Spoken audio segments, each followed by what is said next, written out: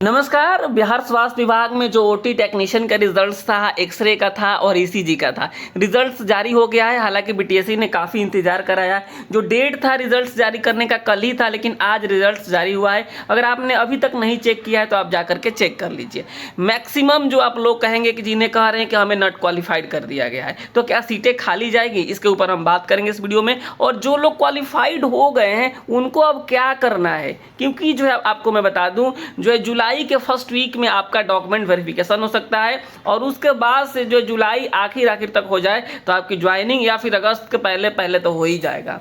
यानी बहुत तेजी से सारा काम चलेगा, क्योंकि आपको पता है चुनावी वर्ष है। तो चलिए इस वीडियो को स्टार्ट कर लेते हैं। और आपसे रिक्वेस्ट है, अगर आपने अभी तक इस चैनल को सब्सक्राइब नहीं किया है तो जरूर कर लीजिएगा। जो सही जानकारी होगी आपको इस चैनल के माध्यम से मिलती रहेगी, ठीक है। तो चलिए सबसे पहले हम बात करते हैं ओटी असिस्टेंट, एक्सेस टेक्नीशियन और ईसीजी को लेकर के। देखिए इनका जो है रिजल्ट्स कल ही जारी किया गया था, लिंक कल अपडेट कर दिया गया था, लेकिन हालांकि जो है दिख नहीं रहा था कि कौन क्वालिफाइड है और कौन नॉट क्वालिफाइड है। तो मैं आपको बता दूं किसे क्वालिफाइड किया गया है।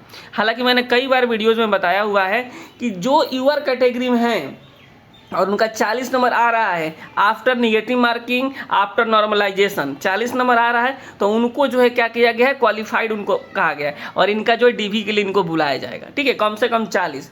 अगर आप ईडब्ल्यूएस कैटेगरी से हैं, अगर आपका 40 आ रहा है तो आपको आप क्वालिफाइड माने जाएंगे और आपको डीवी के लिए बुलाया जाएगा। अगर आप ईबीसी से हैं, ईबीसी से अगर आपका 34 नंबर आ रहा है, आप क्वालिफाइड माने जाएंगे और आपको डीवी के लिए बुलाया जाएगा। अगर आप ओबीसी से आते हैं, पिछड़ा वर्ग जिसे अगर आपका 36.5 नंबर आ रहा है कम से कम, तो आप क्वालिफाइड माने जाएंगे और आपको डीवी के लिए बुलाया जाएगा। अगर आप एससी से हैं, एसटी से हैं या फिर कोई कैटेगरी की महिला हैं, तो आपका 32 नंबर आ रहा है तो आपको क्वालिफाइड माना जाएगा और आपको डीवी के लिए बुलाया जाएगा। यही जो मेन फंड है यही है। इससे जिसका भी नंबर कम आएगा 100 में, आउट ऑफ 100 कम आया होगा, उनको नॉट क्वालिफाइड कर दिया गया होगा। अगर ऐसा कोई लगता है कि जो है हमारा जो है 40 नंबर आया है और हमको नॉट क्वालिफाइड किया गया है, तो आप कमेंट बॉक्स में लिख सकते हैं। ऐसा हो ही नहीं सकता है, समझ गए आप लोग। कैटेगरी के हिसाब से जो है इतना आया है तो आपको क्वालिफाइड माना गया है और आपको डॉक्यूमेंट वेरिफिकेशन के लिए बुलाया ही जाएगा। क्या क्या लेके जाना होगा डॉक्यूमेंट्स, आपको अभी इस वीडियो में बात कर लेंगे और ये बातें आप समझ लीजिए, ठीक है।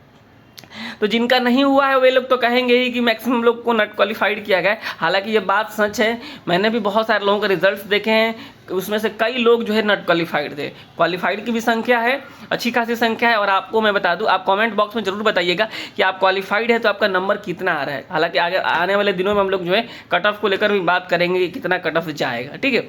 तो अभी तो जो है ओवरऑल सबको बुलाया जा रहा है, कितना गुना नहीं बुलाया जा रहा है। जो लोग भी मिनिमम पासिंग मार्क्स लेकर आ रहे हैं उनको बुलाया जा रहा है, ठीक है। तो आप लोग अपने डॉक्यूमेंट सही तरीके से करवा लीजिए, जिसके बाद से जो है आपका मेरिट लिस्ट में भी नाम आ सके, ठीक है। तो जो सीटें अगर खाली जाएगी तो खाली जाएगी, उसके लिए जो है कट ऑफ कम करने का ऐसा कोई प्रावधान नहीं है, ठीक है। भले जो है 1000 बहाली निकले और जो उसमें से हालांकि एक ही लोग ज्वाइन करें, एज पर रूल होगा वही लोग ज्वाइन करेंगे।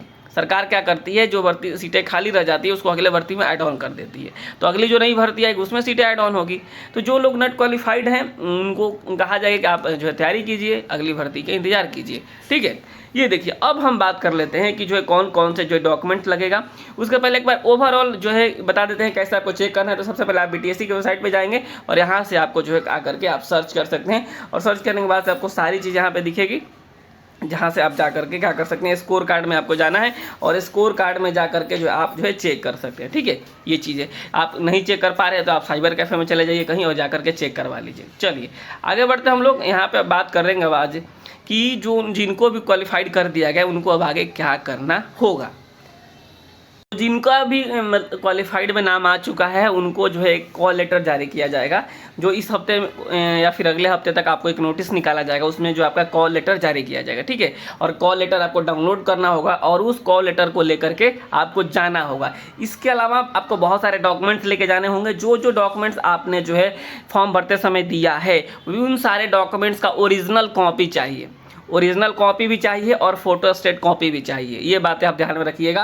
आपका मैट्रिक का भी सर्टिफिकेट चाहिए, निवास चाहिए, फोटो युक्त पहचान पत्र चाहिए।